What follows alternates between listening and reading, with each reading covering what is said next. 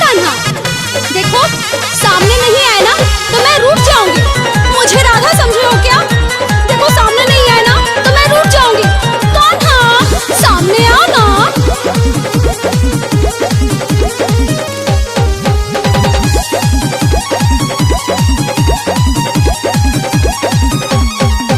दिल don't break माय कान्हा, छोड़ो छुप कर मोहे सताना। दिल डोंट ब्रेक माय कान्हा, छोड़ो छुप कर मोहे सताना। नहीं तो तेरी मेरी कट्टी हो जाएगी, तेरी मेरी कट्टी हो जाएगी। छोड़ो स्लो मोशन में आना, फिर मंद मंद मुस्काना, वरना हैप्पी बर्थडे तेरी नहीं मन पाएगी। तेरी मेरी कट्टी हो जाएगी, तेरी मेरी कट्टी हो जाएगी, तेरी मेरी कट्टी हो जाएगी। समझे ना?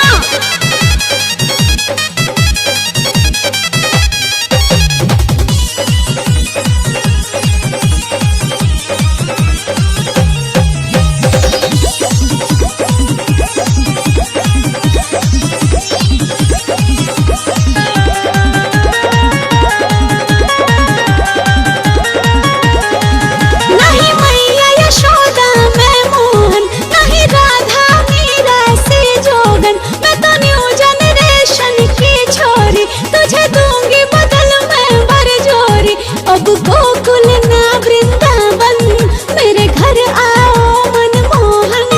काटूंगी केक गोविंदा, मैं खिलाऊंगी हलवा सोहन। तुमको दोस्तों से गिफ्ट दिलवाई जाएगी, तेरी मेरी कट्टी हो जाएगी। नहीं तो तेरी मेरी कट्टी हो जाएगी, तेरी मेरी कट्टी हो जाएगी।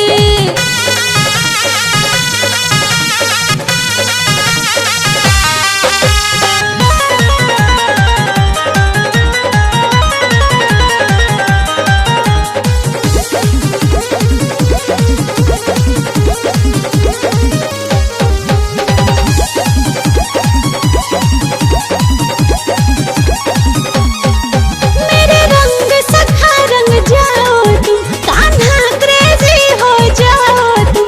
जब तब मुरली न बजाओ तुम, कभी कभी गिटार बजाओ तुम। अब क्यों है रास रचाना, मूड चेंज करो नंद लाला।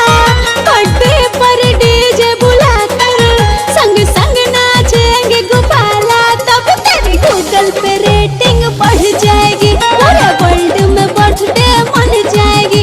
तेरी फैन फॉलोइंग बढ़ जाएगी, कान्हा फैन फॉलोइंग बढ़ जाएगी। समझे कि नहीं?